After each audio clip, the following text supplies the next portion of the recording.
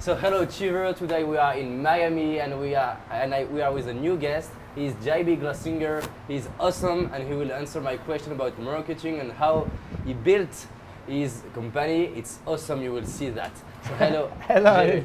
how you doing? Fine, how are you today? I'm fantastic. This is my homeland, so I'm happy. It's beautiful out here. Yeah. Great weather. Can't And it's beat it. amazing the way we are. I meet you. Yeah. I just sent you an email yesterday. It's how it happens, right? It's all serendipity. Maybe I would like to let you introduce yourself. You will do.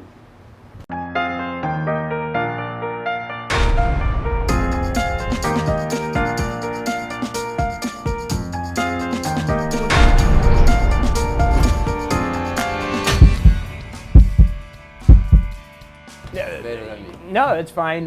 My name is JB Glossinger. I'm the founder of a small thing called morningcoach.com. I guess it's not small anymore, but build a community of positive people that are putting great energy out in the world. That's what we do. Yeah, and you have a community in the world, not only in the United States. No, right? in the world. We are all over the world. So actually, we are growing faster globally than we are in the United States. Yes, and you are a lot of French people, right? Yeah, we do. We have a lot of people from France. It's crazy. A lot of people cool, from Paris. Pretty cool. Yeah. Can you tell me your story and how did you start? It's amazing. I would like to share that. Yeah, no problem. No problem. Well, I started. I was in corporate, and I wanted to break away and help people. I always had this dream of putting good energy out into the world, you know, and it was like a calling that I had. So I started by writing a book. And thinking like most people do, that if you write a book and put a website up, everybody's gonna buy it and everybody's gonna, you know, it's gonna be awesome. And I banked in my head and I thought, oh, this is gonna be great. I told my wife, you know, we're gonna sell all these books. So the first step was, you know, getting the book done and then getting it printed. So I printed it myself thinking I was gonna sell them instead of going to a publisher. You know, because instead of making $1 a book, I figured, well, if I have 4,000 and make $20 a book, you can do the math. That's pretty good money. So I ordered 4,000 books or $20,000 worth of books, and they came to the house, and I thought, you know, there's not going to be many books, but the truck driver literally called and said, do you have a loader to unload these? And I'm thinking, a loader? Why would you need a loader to unload books? And a semi pulled up, and literally it took up my entire living room. I mean, we had books everywhere. It was crazy. So we had the books, so I got the website done, spent another $10,000 on the website, and put it up there and was ready to take on the world. Within those first 3-4 weeks, literally we sold 3 books. Wow, my mom, huge. Yeah, my mom, a couple friends, and that was it. And so I was sitting there with all these books in a living room full of boxes. And really didn't know what to do. Actually, it was a real scary time in my life. It was, I thought I knew what I was doing, and I really didn't know what I was doing.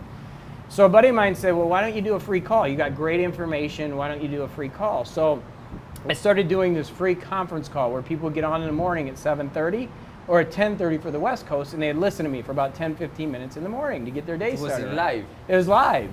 So I'd get on the call, and it was a conference call, and you know, people would call in, and I'd be on there and say, hey, good morning, you know, let's have a great day today, and I would do my call.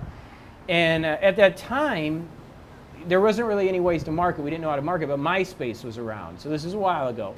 And so we started putting some stuff up on MySpace to come and listen, and literally, within about a month later, after I bought the books, I'd sold a few more books, and I had about 200 people listening. At the 200 people area in a conference call, for a free conference call, at 2:01 you have to pay. Well, I wasn't making any money. So at 2:01, I had to figure out what I was going to do. I couldn't pay anymore. People were getting dropped off the line. They were getting angry. I was getting bad emails. So this little thing was starting podcasting. So I figured, well, since I'm already, you know, on the phone, why don't I record it? So I got my computer out and I got a microphone, and I literally do it live and record in the microphone at the same time. And I put that up on iTunes. It was horrible. I mean, it wasn't very good. It was just unedited. It was terrible, but people were listening. And about Why? I don't know, but they were listening.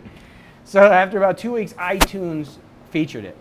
And I went to #1 on iTunes. And literally in the self-help category. And literally I went from like 400 people listening to 40,000 in a day.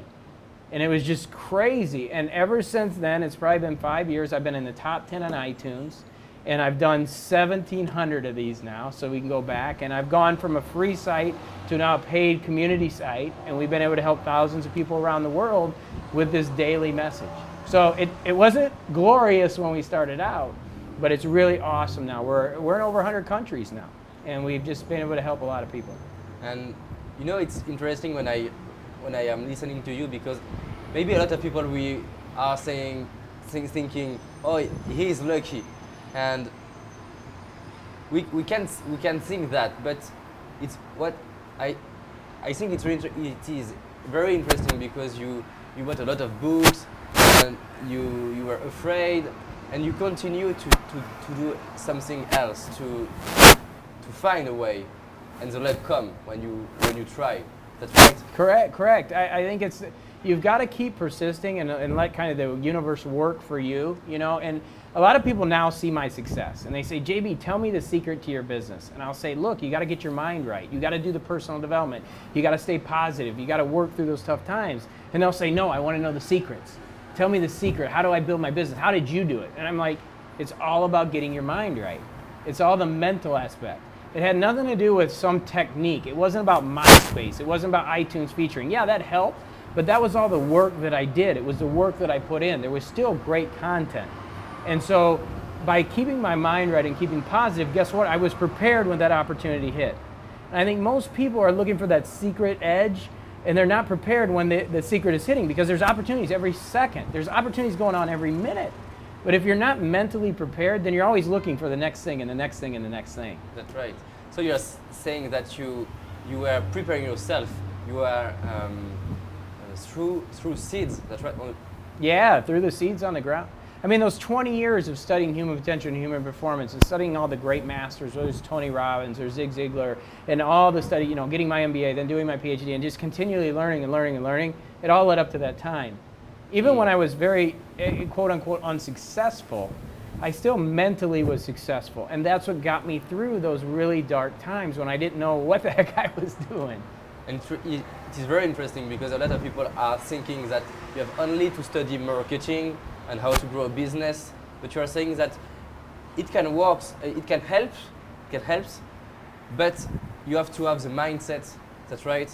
The mindset to succeed in life. 100%. You've got to be able to get through the challenging times. You know, a lot of people go out there and build a blog, and I want to be this big blogger, but only 5 people come and listen to that or read that blog, and they get upset. Oh, only 5 people are reading my blog. Instead of getting upset, if they had the right mindset and were listening to the right materials, they would embrace those 5 people. And they say, hey, 5 people are, you know, reading my blog. And look at the difference in the mindset. Most people say, 5 people are only reading, I quit. Where somebody else says, oh, 5 people are reading, I love those 5 people. And guess what happens? Those 5 people tell 5 others. Now there's 10. And then you love those 10. And those 10 tell 10 more. Now there's 20. Then 20 turns into 40. 40 becomes 80. 80 becomes 160. Now you're cooking. But guess what? Most people see the 5 and they quit. Oh, only 5 people, or only 1 person read my blog. Well, then embrace that 1, you know. That all comes from mindset. And I think that's what, in my years of research success, that's the difference. That's the difference that makes Michael Jordan a great basketball player compared to the guy that's just the average basketball player. So you're saying that you're talking about to be grateful to things you have. That's right. It's one of the most important things. You have a small results, but it's great. It is the beginning, and you're okay. Yeah, you have to be grateful for even with me, you know, I only had 200 people. Only 200 people. And you can hear that in my voice. Only 200 people are listening, but I love those 200 people. And now those 200 people become thousands around the world. Cool. Because I love them. Yeah, it took 5 years. Would I trade it for anything in the world? No, those 5 years are great. Was the first year hell? Was the second year hell? Yeah. Was the first 1,000 podcasts really hard? Yeah. But now it's easy. I do it for 20 minutes. I'm not doing this to brag, but you know, I'm done. 20-minute workday. You know, I work for 20 minutes and I go golfing. I do what I want to do because I was able to build that initial business over that sacrifice of those 2-3 years.